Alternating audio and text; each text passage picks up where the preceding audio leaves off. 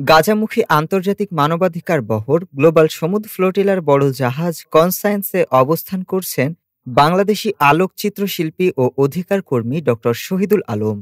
রোববার গাজায় পৌঁছানোর কথা থাকলেও তা বিলম্বিত হচ্ছে বলে তিনি নিজেই জানিয়েছেন।